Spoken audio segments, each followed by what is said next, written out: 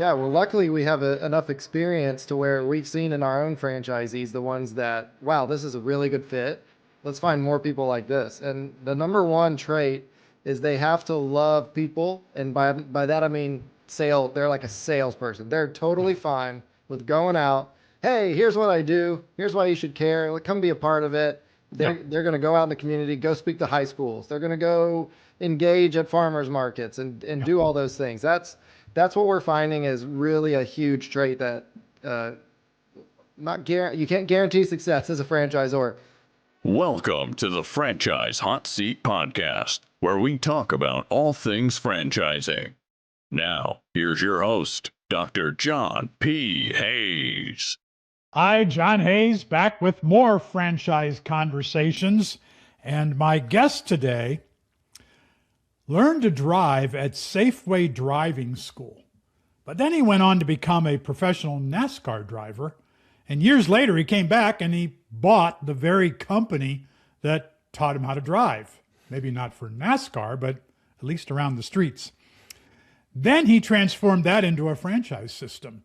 And if you think this episode is about learning to parallel park, think again. It's about leadership, training, discipline, what it takes to build a business that teaches confidence every single day. Brad Coleman, welcome to the Franchise Hot Seat. All right. Well, thanks for having me, Dr. Hayes. I know you said to call you John. I'll do that from now on, but I got to start out. Dr. Hayes. All right. Well, I appreciate that. So, Brad, you've had 3 different careers: driving school student, professional NASCAR driver, and a franchisor. Yeah. Few people can claim those careers. So does racing make you a better franchisor? Ooh, not directly. I know plenty of race car drivers that might not be the best franchisors. What I will say racing does a great job at is preparing you just for the business world in general, because you're thrust into situations where you're meeting in boardrooms and you're doing sponsor meet and greets, and you learn quickly about business stuff. What did NASCAR teach you about business? I'm assuming something. It taught me those things, that how to sit in a boardroom, how to meet people, and really fun, how to read contracts. There's a lot of contracts, so how to do that. And there's a lot of stuff. So working with a race team and organizing and building a race team and building confidence and trust in a race team, how is that similar to the franchise team that you now lead?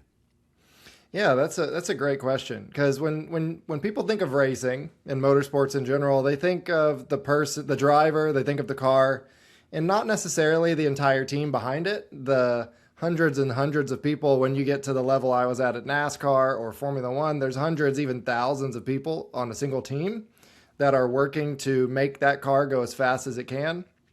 So when you have a team that big, you have to set the culture. You have to set, okay, here's what we're going to do. Here's what we're not going to do. In these situations, if this happens, here's how we act. And it's really laying out a playbook. I raced for Joe Gibbs Racing, and Joe Gibbs was the Redskins football coach, won Super Bowls. So, of course, we had a playbook, and he was very big on, here's the culture of our team.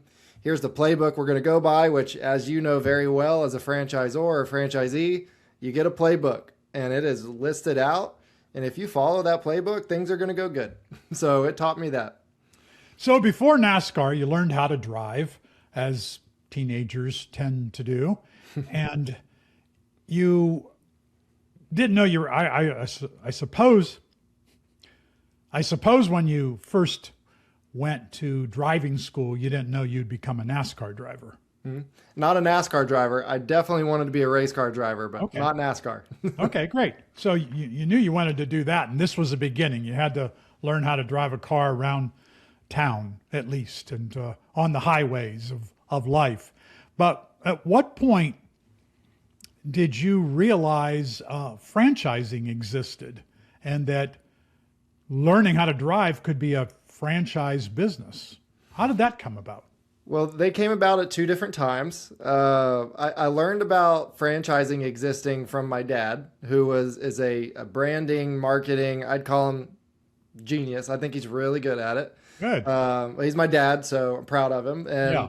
And this is what he's done his whole career. He had his own marketing firm, and we would have different conversations. Like he's watching TV, and I'd say, "Dad, was that a good commercial?" And then he'd say, "Well, how did you feel about it? What did you think?" And we'd go into that. And I learned about franchising at a very young age through conversations like that.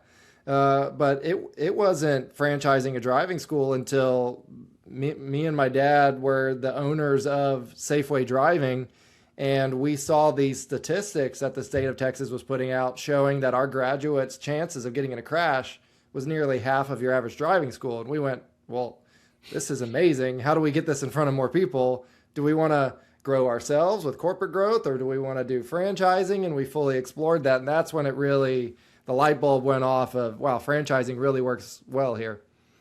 Most people think franchising is food, but that wasn't the case for you, or was that at some point when you think, okay, McDonald's and Chick-fil-A and Taco Bell, yeah, that's franchising. Driving school? How's that franchising? Was that a problem? No, it's great. It works beautifully for it. Franchising very well, but you get the local business person who owns the local business. Like, that's what we want. We don't want to feel like some big corporation. We want somebody in their community that has lived there for a long time, knows the people, their kids have gone through school there, and they want to give back to the community and make money at the same time. And yeah, when you think of franchising, so many people think of restaurants. Like, that's the number one thing that people think of. And unfortunately, there's a lot of people that have negative connotations when they think of franchising, which isn't necessarily correct, but for some reason there's a public perception about that. And that I think it's a great fit for the driving school business. So the thing about franchising a driving school, as opposed to franchising hamburgers, we can wrap our heads around hamburger, French fries, and a cola. That milkshakes, we understand how that gets franchised. It's producing a product. We bring in goods, you turn those goods into something else, and you sell to the public. But driving school, it requires a lot of human judgment, which maybe franchise companies typically aren't known for that. So driving instructors, for example, you're a franchisee of Safeway, but you might not be the driving instructor. Driving instructors have to make judgment calls. How do you teach that? You can teach somebody how to make French fries and a milkshake. How do you teach judgment calls and the things that are necessary to be a good driving instructor? Well, I love that question, because I think in the day where more and more things are becoming AI and dehumanized, I think it's one of the most beautiful parts of our business with Safeway Driving is the humanness to it. And everyone has been impacted by a driving instructor at some point, whether it was a professional instructor or their parent being that or whatever. And you get this opportunity to really make a difference in somebody's lives, in these teens' lives, and set them up with this skill. Now, what we do to make sure that there's consistency, that our product and service is delivered, the one that's making drivers safer statistically, I mean, we have very rigorous training that every instructor goes through. They go through our process. They learn the Safeway driving system that we call it. Here's what you do on lesson 1. Here's what you do on lesson 2. We do as much as we can to take out the guesswork for the instructor, so they're not sitting there going, well, all right, John, what do you want to work on today? And then they kind of have to figure it out. We don't do that. We say, okay, John, you're on lesson 2. We're going to go to this neighborhood and we're going to work on left turns and right turns and stop signs. Like, this is what we're going to do. Okay. And then what's great about the human aspect is they get to put their little touches or flares, because every coach has little bitty things that makes them unique, that they love to put into things. And as long as they fit into the system, there is room for them to have their little touches and that human aspect. So what's the job of the franchisee at Safeway? The job of the franchisee, number one, is to let people know in their community that they exist, that Safeway Driving is here.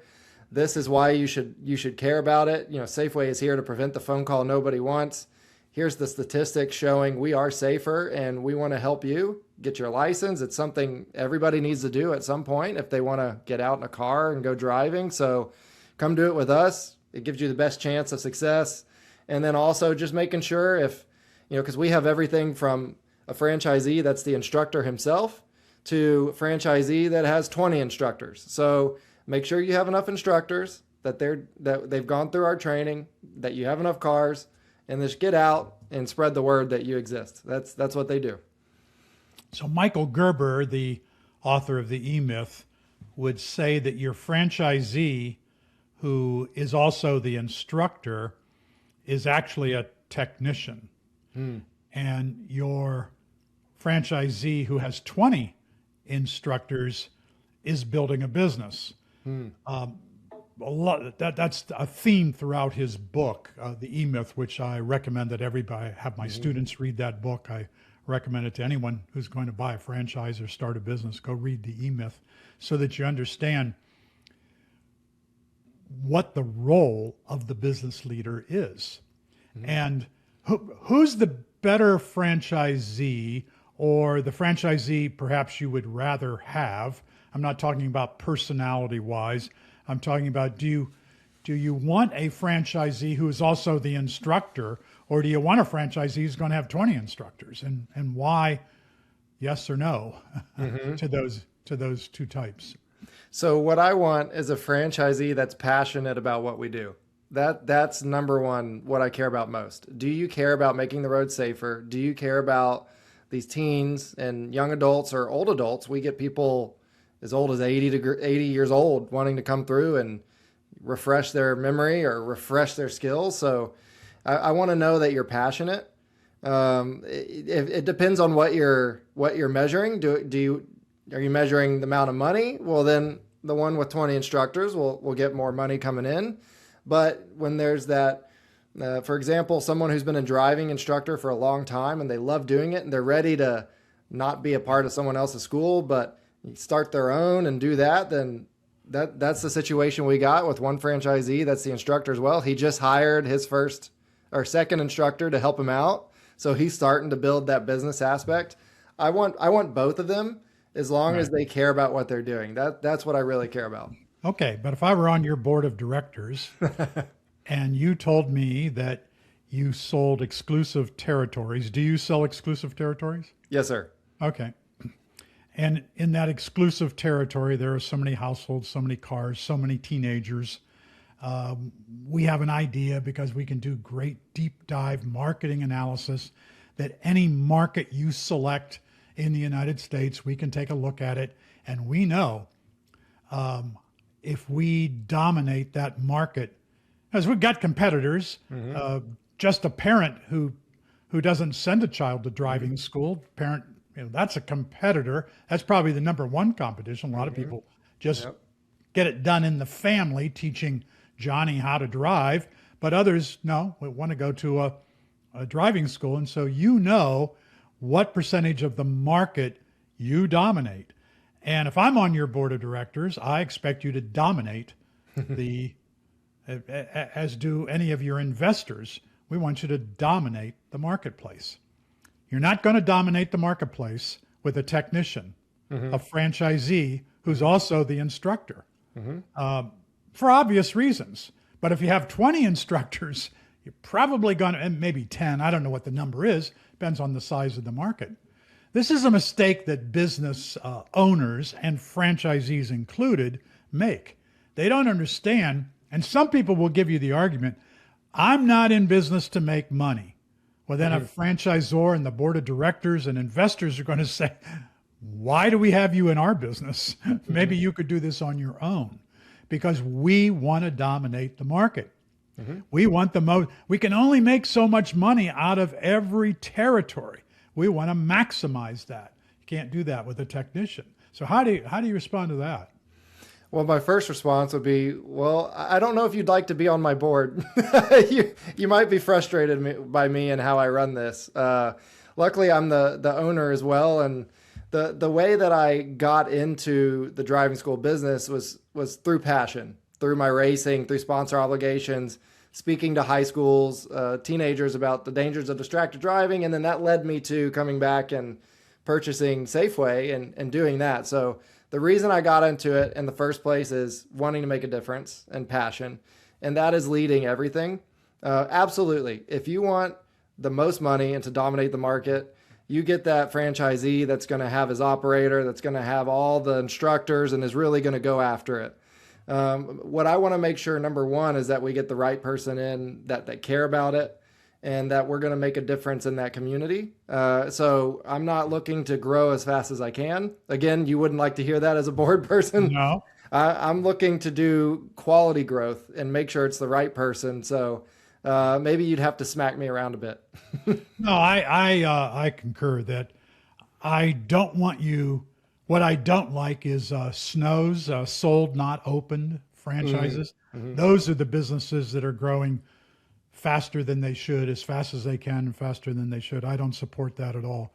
And I tell prospective franchisees to be aware of that. That, yeah, we've sold 500 of these. How many do you have open? Well, we have 60 open now. Something wrong with that. That's not what I'm talking about. I want you to maximize the marketplace, but in a safe, quality manner. If you were my student, you would know that I think passion is overrated. A lot of people talk about passion. Yeah, passion is important. Passion gets us up in the morning. Passion makes us want to do things for the good of doing things, to make a difference. I am all for that. But people who make a difference can also dominate. You didn't go out on the NASCAR track to just be one of the guys.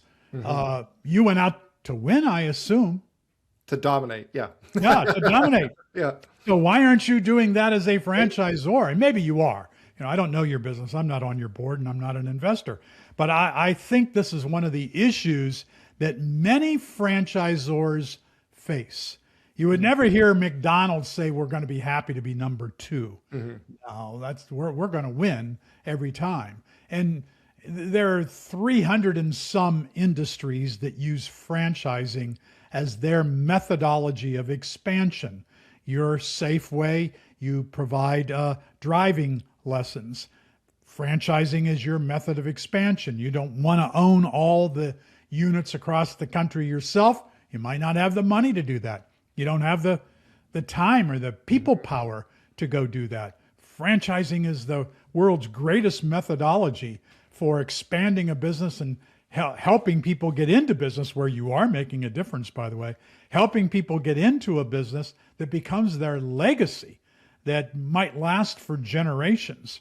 Now, there's nothing wrong with teaching them how to dominate their marketplace in the meantime, because if you don't, you become not just second place, you might become 5th or 6th place. And when that happens, certainly a franchisor suffers because you only make a percentage of what that franchisee is earning. But the franchisee suffers as well. When you get to the back of the trail on the NASCAR track, you're out of it. You're not even in the game anymore. And you don't want that as a franchisor. So I want to make it clear. I hope it seems I wasn't clear enough. I am a competitor. Yeah, I would race car think. driver side of me. I'm not here for second. No thanks. Okay, good. In racing, you call that first loser. Like I'm not here for that. Yeah. So our vision is to train more drivers in Texas than any other school by 2030. Like our vision is to be number 1. Okay. And we're all about that. And the way that we do have some protections in place to make sure you don't get one guy that's a franchisee with one car and he just sits there for 20 years in a market that could be 10 cars. We know every single high school demographic. We get that public data from the state of Texas, and we have a spreadsheet of the high schools that are number 1 all the way down, and we have it formulated. Here's how many cars and students can, realistically, we can have in that area. And if you acquire that franchise, you can't just sit there with one the whole time. There's a schedule that you have to meet. Or else certain things happen. So we're not sitting here going, okay, okay, Johnny, you're doing great. Oh, look No. at you. You trained 3 drivers this week. Right. You're making a difference. Like, Right. maybe I wasn't clear enough that I am still a competitor and Yeah. definitely Okay. want to Well, win. I'm glad that's coming across now. Uh, a lot of this goes into, and I guess this relates to NASCAR, how do you select a driver? How do you know this driver wants to win? This driver is passionate. This driver is also skilled. This driver will listen. This driver is trainable. All those things count in NASCAR, right?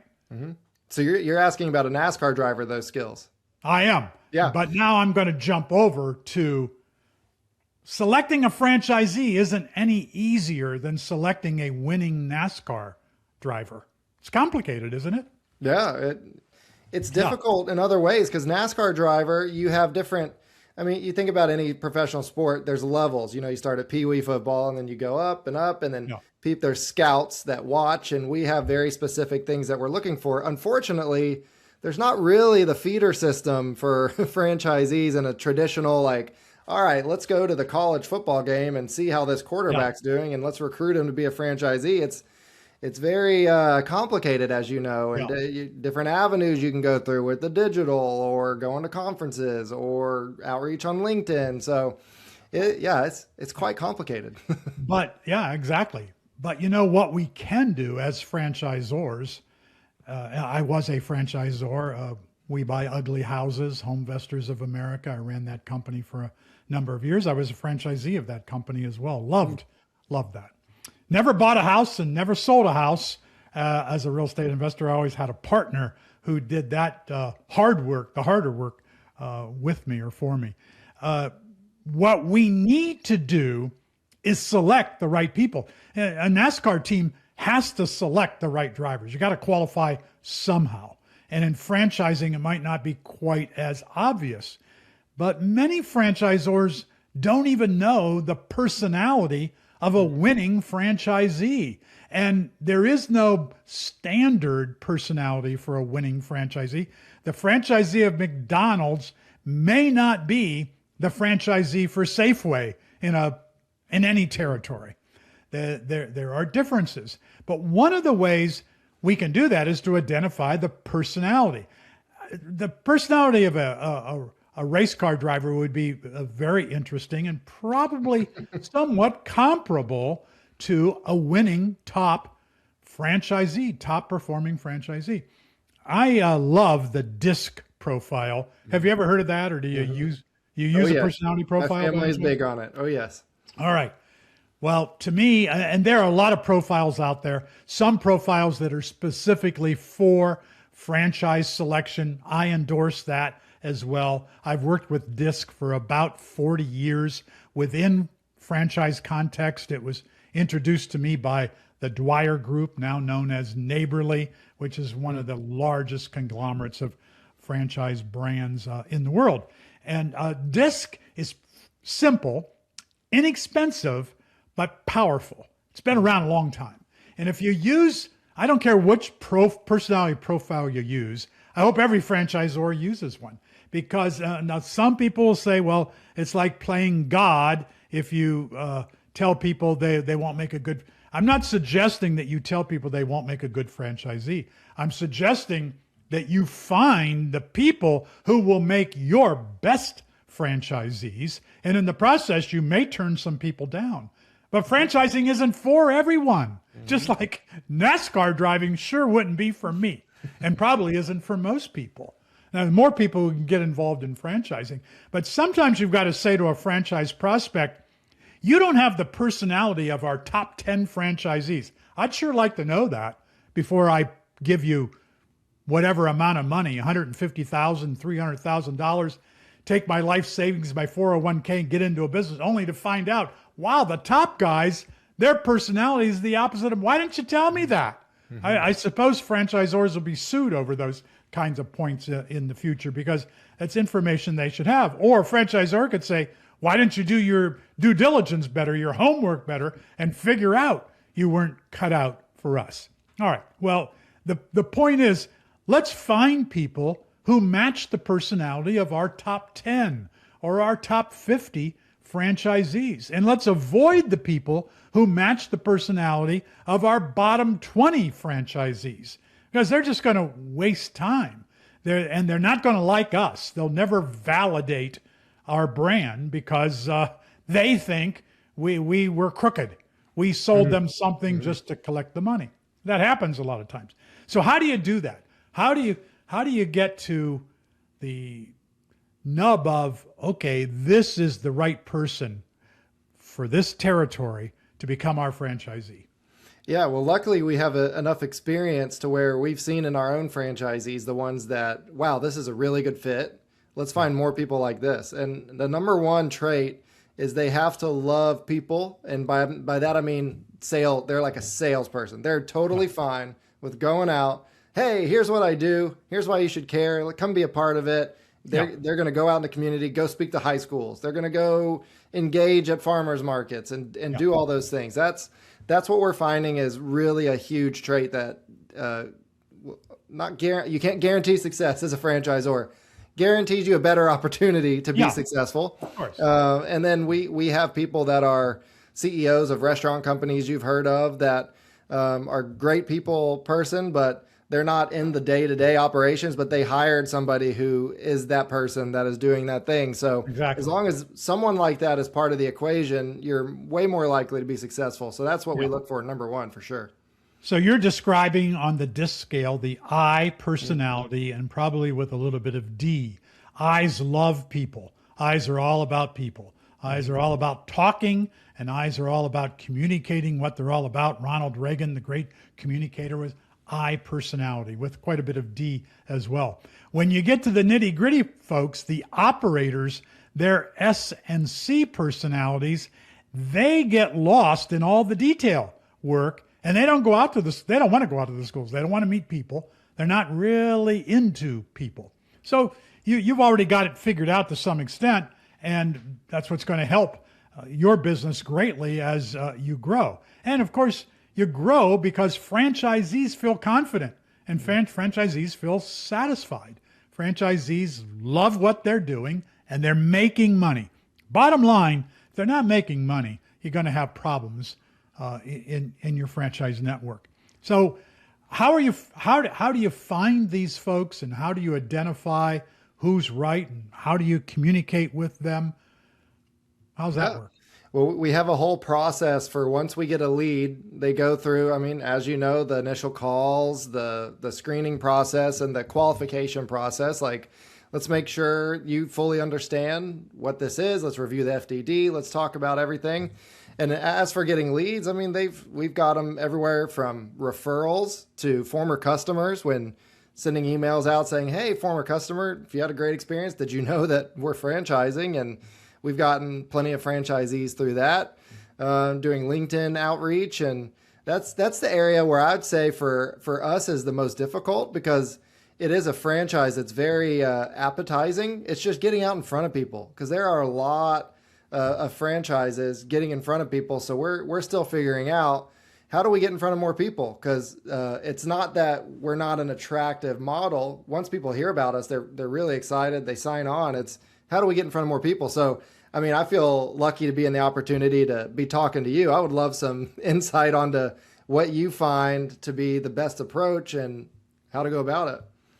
Well, I'm always happy to talk to people about those topics. It's what I teach as well in my classroom, and you're always invited to my classroom at Palm Beach Atlantic University, currently, where I teach franchising. So the doors are open. But let me ask you this. Speaking about college and the classroom, what's the biggest lesson that NASCAR taught you that a business school would not have taught you, couldn't have taught you? That's a tough one to answer, because I didn't go to business school, so I don't know what they teach you. NASCAR, I mean, people ask if I went to college. I say I went to NASCAR U. I mean, that was my college. Those were my college years. And I was thrust into professional sports. And that is a place of all places to learn a lot about business, a lot about how deals are done, how to talk to people, how to, I wouldn't say work a room, but yeah, how to work a room and go and meet people and do stuff like that, and how to take care of people that believe in you, sponsor you, give you money, going to different sponsor events, how to make them proud to be sponsoring you. Cause there's a lot of that in business is just showing up and making people proud that they picked you and they're part of your team kind of situation. So there's been a lot of education in those aspects. And then there's a lot that I didn't learn. For example, how do you read a profit and loss sheet? I had no idea how to do that from racing, but I've learned it now. So there are some things I wish I could have learned in business school, but I'm very glad I did this instead. What's the biggest mistake you've made that ultimately it made you a better franchisor? Biggest mistake you made, but ultimately it made you a better franchisor. You're going to make me pick one, huh? Pick a good one. I hate making mistakes and I love learning from them because it's inevitable. You're going to do it.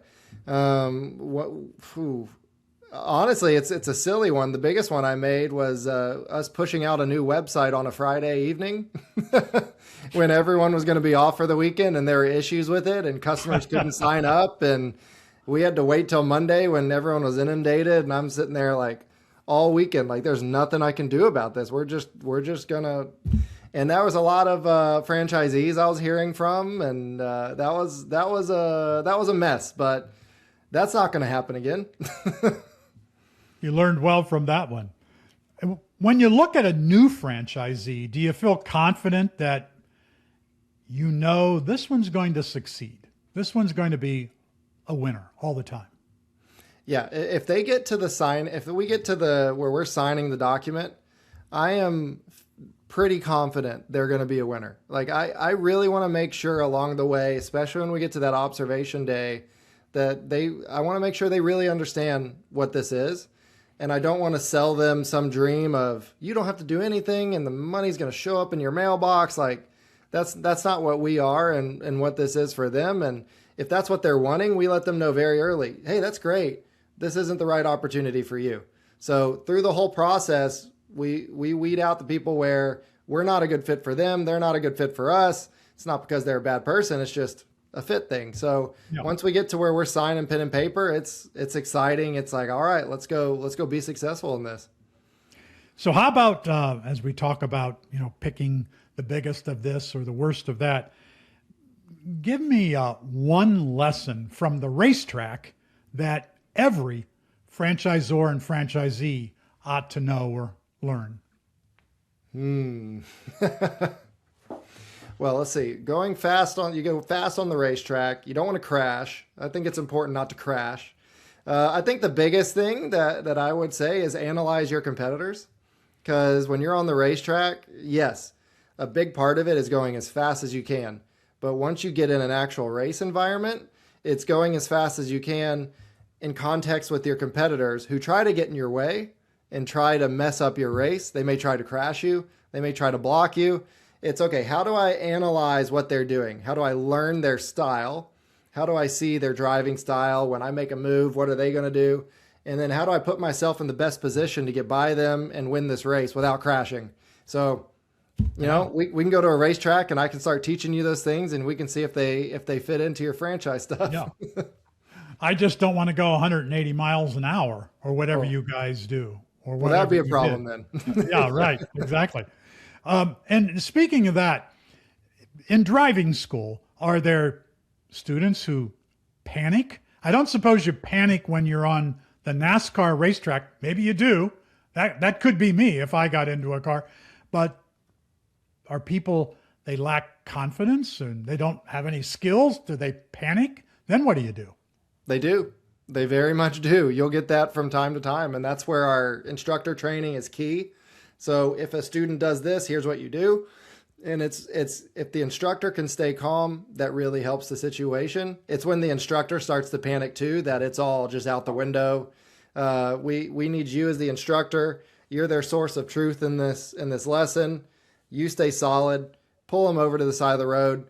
Here's some techniques to help them calm down, because unfortunately, anxiety and stuff like panic attacks are growing these days with younger generations. So we have to be prepared for that. And it absolutely does happen, because learning to drive is a stressful thing. It's a big task. Well, Brad, it's been enlightening. I appreciate it. Brad Coleman has been my guest. He's the owner and CEO of Safeway Driving. And Brad, thanks for spending this time with us. Well, thank you, Dr. Hayes. I really appreciate it. It's been fun. Thanks for tuning in to the Franchise Hot Seat Podcast with Dr. John P. Hayes. Tune in next time for more conversation around all things franchising.